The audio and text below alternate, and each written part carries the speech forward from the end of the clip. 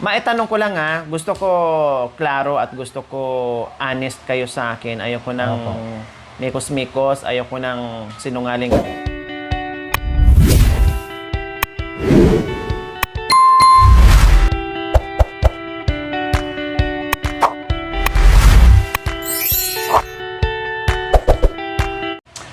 Okay, sige.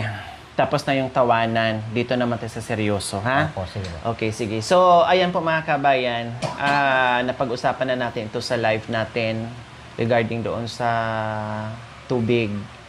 No, so ang kuryente po mga kabayan, binayaran ko na. No problem na. So, pag-usapan na naman namin tungkol sa tubig po mga kabayan kung paano. So, ngayon, sabi kasi ni Ate Princess and Kuya Jerome, bago sila sumampa dito, may tubig na, tama? Opo. Dahil si father nyo ang nakatira dito at may-ari ng bahay. Opo. Kaya lang napasampa kayo dito dahil pinamana kay Ate Princess yung bahay. Opo. Napakaswerte nyo dahil kayo ang napiling anak na pinamana itong bahay. Napakaswerte nyo. Opo. Kasi ako lang naman ate yung walang bahay. Lahat ng mga kapatid ko may bayan sa sarili. Ako na lang ang wala. Wow. Hindi dati sa akin. Bago siya lang wala. Mabait ang ano mo, mabait ang mga ate at kuya mo, mga kapatid mo kasi naintindihan nila yung sitwasyon mo, 'di ba?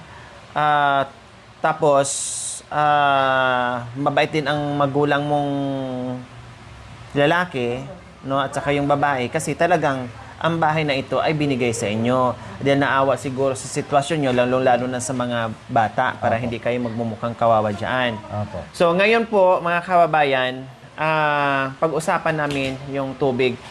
Nabanggit nyo sa akin, ang tubig, malaki ang bill. Opo. Magkano? More or less 8,000. Mga... Yun naman po ang sabi ng Yung nagre-reading. Opo, ate. Ang sabi 8,000. Paano umabot ng 8,000? Ilang buwan ba kayo na hindi nakabayad? Matagal na po yun. Yung namatay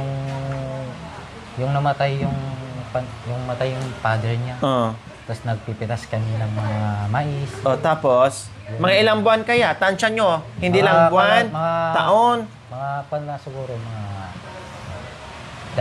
baka dalawa. 2 taon? Baka siguro, 2 taon. 2 taon na wala kayong or 2 taon na wala kayong bayad? Hindi pwedeng aabot ng 2 taon na wala kayong bayad. Ilang buwan na hindi kayo nakabayad bago kayo naputulan? Mga 2 lang po. 2 buwan, naputulan na kayo. So, sino naman nagsabing sa inyo ngayon na 8,000? Yun po Yung- Nagre-reading. Opo. Paano yung computation ng 8,000? Pinaliwanag ba sa inyo? Hindi naman po ate. Hindi naman yung pinaliwanag. Tinanong ko lang siya. Maayos sa kanya eh. Uncle, bakit ba taas ng bayaran namin ng tubig? 1,000 eh. Wala pa namang huli. Kung ilang buwan kayo na hindi nakabayad, halimbawa lang 5 buwan. Okay, sige, 5 buwan. Opo. Magi-interest kayo noon, plus magpipinalty kayo. O, sige. So, ilang buwan kayo nagbayad? Magkano bang isang buwan nyo? Tuwing buwan, magkano ba binabayaran nyo? Yung pong hindi namin nabayaran po, may resibo yung binigay sa amin. O, May gate na 1,000. 1,000, 1,100 siguro. sa isang buwan lang? Opo. Sa isang buwan lang, 1,100? Hindi, O, lahat po na yun? 2 buwan na po.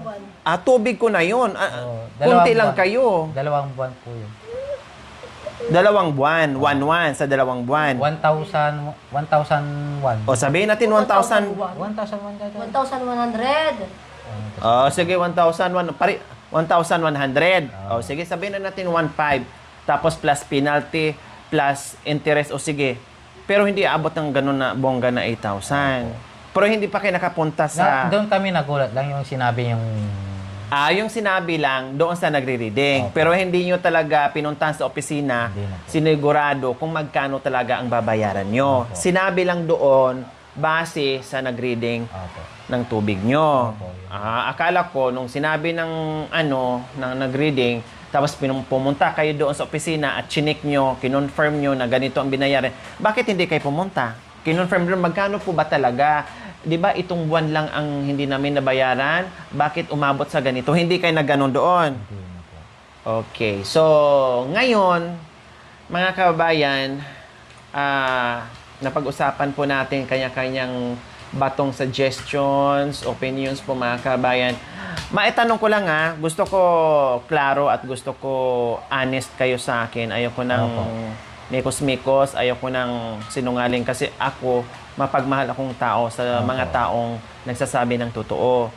Ayaw ko sa mga taong hindi nagsasabi ng totoo. Yan talaga ang bawal na bawal sa akin. Okay. So, Kuya Jerome and Ate Princess, yung bang pagsampa nyo dito ay putol na yung tubig o nandoon pa rin yung tubig? Nandoon pa rin yung tubig. So, bago naputulan, ilang buwan na kayo nandito na nakatira? Matagal na? Matagal na. So, ibig sabihin, matagal na, ibig sabihin, yung utang na yon kayo din ang gumagamit. Okay. So, yun lang ang gusto kong malaman. So, ibig sabihin, ang utang nyo ngayon na bill nyo sa tubig ay kayo ang nakinabang noon na hindi nyo lang nabayaran. Tama? Tama. Tama yung pagkakaintindi ko. Maganda yung nagsasabi ng totoo. Hindi yon utang ni tatay. Hindi. Wala na po. Pangalan lang ni tatay. Pangalan lang po si tatay. Kami na lang po nagbabayad ng tubig. So dapat talaga pala kayo ang magbayad. Hindi si tatay. Hindi po. Kasi nung sinabi niyo kasi sa akin noon, kay tatay pa. No? At ang pagkaintindi ko kay tatay pa, Yun si lang, tatay, si tatay. iniwan ni tatay yung utang na yun. Kaya nasabi ko sa live, kung kay tatay yung nautang, hindi responsibilidad ng mga anak kung walang kakayahan, kung wala namang naiwan na may pangbayad yung namatay, hindi pwedeng singilin yung mga bata o sino mang naiwan sa bahay. Bali, ang mangyari-yari noon, quits kasi wala namang ibabayad yung namatay. Di ba? So, ngayon, hindi pala utang ni tatay o hindi pala iniwan ni tatay na may bayarin ang tubig. Nung nabubuhay, nakakapagbayad si tatay. No? Tama? Yung buhay, nakakapagbayad si tatay. Ito lang, na sumampa sila dito ni Kuya Jerome and Ate Princess, doon na pumalya-palya at naipon yung bill kaya hindi nakapagbayad at hanggang ngayon naputulan sila at hanggang ngayon hindi pa naibalik yung tubig nila. So yun lang gusto kong malaman kasi maging fair naman din tayo sa sa nagninegosyo or sa nawa sa mga kabayan. Magiging fair naman tayo. Kaya inalam ko ngayon, sabi ko prangkahin ko sila Kuya Jerome and Ate Princess. Ayaw ko naman pumunta doon na makikipag-usap tayo. Pilitin natin na utang no namatay, hindi na natin bayaran, no? Kasi wala namang iniwan yung namatay na pera, ganyan, etc. Sige tayo paliwanag doon. Makonsensya naman tayo, no, na ngayon, nalaman ko na pinarangka ko, tinanong ko si Kuya Jerome and Ate Princess na nagsabi sila na sila naman talaga ang kinabang o pangalan lang ni tatay pero sila ang gumamit at hindi sila nakapagbayad. Para maging fair tayo, no? Hindi yung gamitin natin yung namatay, magagalit pa yun, no? Siya pa yung ginawa nating sangkalan o siya pa yung ginawa nating excuse para mabayaran o para ma-quits yung utang. Hindi naman maganda yung ganun mga kabayan. Ayaw ko naman ganyan. 'Di ba? Gusto ko patas lang. Siyempre, nalaman ko na ngayon, gusto ko lang alamin yung totoo kasi ang pagkakaintindi ko nung una paliwanag nila sa akin mga kabayan ay naiwan ni tatay na hindi na nabayaran kasi siguro nagkasakit si tatay nila or ganito na ganyan. Kaya nag-iwan ang matanda ng bayarin. Itong tubig hindi nababayaran bago sila sumampa. Yun pala ay matagal na sila dito nakasampa at nagagamit nila yung tubig at hindi nabayaran. Ito yung sinabi ko sa Kuya Jerome. Pagdating sa bill, i-apply mo yan, ha? I-apply mo yan. Kuryente, paulit-ulit kong sabihin sa iyo, ha? Kuryente, 10 araw-araw or 20, sabi mo, 20 na lang 20. para okay. So, tubig, 20. Sa, ano pa ba yung binabayaran mo? Kuryente, tubig, gas. Ayun. Gas, 10. 10. Tapos, tubig, 20. Hindi, mas mahal yung gas. Sige, 20. 20 na lang. Ang tubig, 20. 10. Sige. Ang kuryente, 10. Kasi more or less, nasa 500 lang naman ang bill nyo. Pero kung kaya mo, no problem. Mas maganda. Yan ang gagawin mo. Huwag mo nang antayin pa na magpatong-patong ang bill mo. Tapos, Huwag ka lalabas. matanggalan kayo ng tubig at kuryente, magpenalty ka, magbayad ka, magpenalty ka, tapos magpa-reconnect, magbayad ka uli, mag-charge ka uli. Kasi ganun eh. Kailangan talaga mag-charge mo, mag-reconnect, magpa-reconnect ka ng tubig o kuryente. Apo. Magcha-charge ka na naman. Lalo kang mahirapan kasi lalaki yung bayaran mo. O, di ba? Kailangan, pag may bill na, doon na bayad. So ngayon, tanongin kita ulit, mga ilang buwan sa pagkakatanda mo bago kayo pinutulan ng kuryente na hindi nyo nabayaran? 1, 2, 3, 4, 5. Ilang buwan ba sila bago magputol pag hindi ka nakabayad? 2 buwan. 2 buwan. So 2 buwan ang talaga. Opo, Oh. dalawang buwan. So mati-check natin yan doon. Mati-check natin yan doon. Puntahan natin bukas ng maaga. Yun ang aasikasuhin natin. Bago ako ay puntahan natin ng bukas ng maaga, i-check natin 2 buwan ang pagkakaalam nyo sa hindi nyo nabayaran. Check natin yan doon. Matitrace naman yan, no? Kung magkano ba talaga ang penalty at ilang buwan na hindi ka nakabayad. Oo. Kaya po mga kabayan, ay hindi muna ako basta-basta sumugod sa opisina. Kasi nga, gusto ko muna magsabi ng totoo sa akin si Ate Princess and Kuya Jerome na hindi naman din tayo susugod ng basta-basta at ipilit natin kung ano lang magbase tayo sa kwento na ganito-ganito. At nasabi ko nga kanina, maging patas naman din tayo. So bago ako susugod sa opisina, sabi ko, alamin ko muna yung totoong kwento kung paano. Eh, buti na lang, ay ito, nagsabi naman sila ng totoo sa akin. At alam ko, sila naman ang gumamit. O sige, gawaan natin ang paraan, bayaran natin ang tubig, tapos ilipat na natin sa pangalan nyo kasi wala naman na yung matanda. Tulad ng kuryente na pangalan sa kanya. O tama yon, nakapangalan kay Ate Princess. Itong tubig, gagawin naman natin, bayaran natin, tapos ilipat na naman natin sa pangalan ni Ate Princess. Bayaran natin. Tanong muna natin. At least alam ko na ngayon, hindi yung, bakit singilin nyo sila na hindi naman utang nila yun sa tatay naman eh. Bakit? Oh, ang pangit naman, di ba? Opo. O hindi tayo naging patas sa kanila. So ngayon, kausapin na lang natin na kung maari bayaran yung utang kung ilang buwan, tapos ilipat doon sa pangalan ni Ate Princess, tapos magpakabit tayo ulit ng Bagong tubig sa pangalan niya. Opo. So ganun ang gagawin natin bukas. Opo. Ha? Labay. Gusto, ayaw. Gusto po.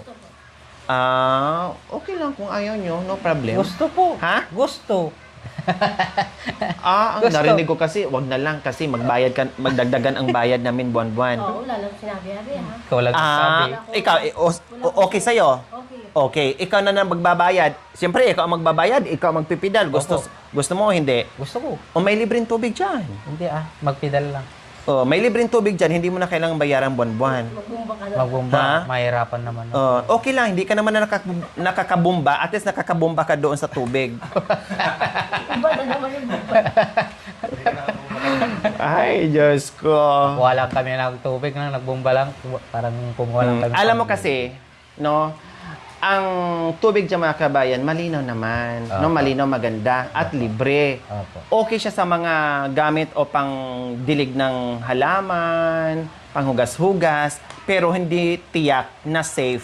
No, hindi tiyak na safe yung tubig kasi ang surroundings nito, ang nakapalibot dito, puro na CR. Opo.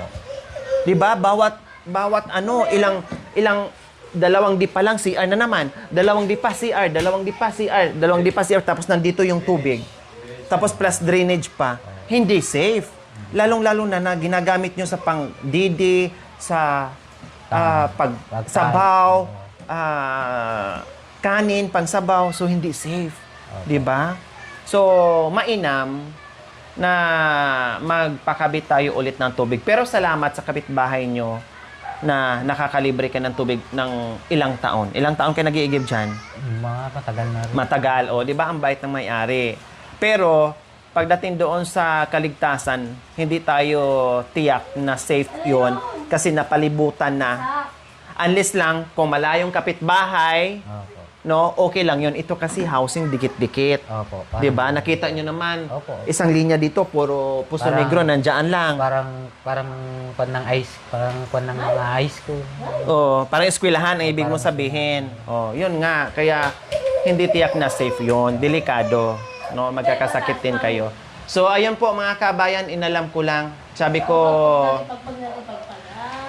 gusto ko lang maging honest sa akin si Ate Princess and Kuya Jerome. Tanungin ko regarding doon sa bayaran nila. Kung talagang kay tata yon iniwan bago namatay, no? Or sila ang nakinabang na sila na ang sumampa dito na hindi nila nabayaran. So tama nga po yung aking duda, no? Kaya kinausap ko sila ulit. Sabi ko pag nakaluwag-luwag na kami, pag hindi na kami masyadong busy, yun na naman ang haharapin namin. Pero kausapin ko muna si Kuya Jerome at si Ate Princess bago kami pupunta sa opisina, no? Mahirap yung sugod tayo doon. Oh, mahirap po. Tapos makikipag ano pa tayo, discussion doon, then ang ending pala mali, no? Ang ending pala ay nagsinungaling tayo. Hindi maganda. Okay? So, okay. Bukas ng maaga, tirahin natin 'yon. Puntahan natin doon sa opisina. And then, ilang araw kaya, pag halimbawa, nabayaran natin yung utang, mga ilang araw nung kayo nagpakabit to, ilang araw, inabot ba ng isang linggo? Yung pagkabit ng tubig? Wala. Wala. Dalawang araw. Halimbawa, mag-apply ngayon, bukas meron na. Okay. Sige. Yun na naman ang gagawin natin bukas. Kasi, para may tubig na kayo, no? May tubig na kayo dito. Kumusta yung linya? Walang, walang gripo sa labas? Wala. Wala. Saan ang gripo? Sa CR? Ayun, Sira na. Sira na po. Pati. Dito, Wait. ang sira niyan is yung gripo lang niya mismo. Opo. Pero ang linya, walang leak yan, walang... Wala po. Oh, so, kailangan pa natin na may tubero para may magkabit dyan. Opo, may. 'Di ba? Kailangan pa natin ng Pati yung- ayusin yung sa CR. Yung pong isa pong Tapos- nag-aandar po yan, yung pagpan yun. Okay pa. Pero palitan na natin kasi ang Palitan dumi na na. po para- Katulad nito, oh. Wala na po, may plastic na po yan. Ayan po, oh. So ito, ang problema lang nito is ito. Opo. Oh, okay. Yan ang po ginawa ko po yan. Tayo Oo. wala po. So palitan lang to. Madali lang to. Bibili lang to. Kaya ko tong gawin eh. Basta hindi mo ba alam na masunto nung araw, Jerome? Oo. Tubero sa araw, tubero sa gabi. Oh. O ba't napatawa ka? Oh. Chismoso kayo, napatawa kayo. Bakit? Mayroon namang iba na nag-overtime. Oh, nag-overtime sa gabi. Halimbawa, sa gabi, nasiraan kayo ng gripo, tatawag ka ngayon ng tubero. Oh, Pwede naman. kayo masyadong marumi ang utak nyo, ha? Oh, iwan ko sa inyo, tumawa kayo. Oh, tapos, Naputol po yun. ito, ang nasa Na CR. matagal nang putol yung pan niya. Okay. So, yung sa CR din po mga kabayan, ganun din. Ito, ganyan din, naalis So, yung pan niya. ang linya is okay. Itong ganito niya. Yung faucet lang. Bakal kasi yung pan niya. Doon na po. Faucet lang ang problema dito mga kabayan. Yun lang. Buhayin na natin kapag alam na natin yung magkano talaga ang bill natin doon. Bayaran natin. Settle natin yun. Kaya maraming salamat. Hindi ko nakabisado kung sino yon. Ay, si ano pala. Meron. Baka makamali yung isa. Nakalista kasi mga kabayan. No? Sa request pa. Ano nga sa kumbag nandito? Yung nag-request na sponsor na ipaayos yung tubig. No? Nandito yung lista. Kasi naka yung mga naka-specific po mga kabayan. Sino yung tubig? Okay. Sa tubig, si Tita Susan Jacob from Alicia Isabela. Ayan, sa tubig siya. Sino pa? Okay. So, siya lang, pero double check ko mga kabayan, no? Siya lang ang nag-request, special request niya na mapaayos yung tubig. At nasabi pa nga niya dito, kung just in case na kulang yung 6,000, ay i-update na lang siya. Abisuhan para alam niya at willing siya magdagdag. Isa sa ating pioneer and very generous sponsors po mga kabayan. Siya ang unang nagpadala sa atin na concern doon sa tubig. Pasensya na po titahan na late kasi ang dami po namin inaasikaso, super busy. At ngayon ko lang nakausap ng pagkakataon si Kuya Jerome and Ate Princess na gusto ko ay walang mikos-mikos, gusto ko magsabi ng totoo para naman namatay na nga si tatay tapos bigyan pa natin ng kasalanan, hindi naman maganda, no? Ipasa natin yung obligasyon natin para lang maka-excuse tayo doon sa bayaran. Hindi naman maganda, hindi fair doon sa namatay at hindi din fair doon sa opisina. Yung patas lang para wala tayong taong na naaapakan.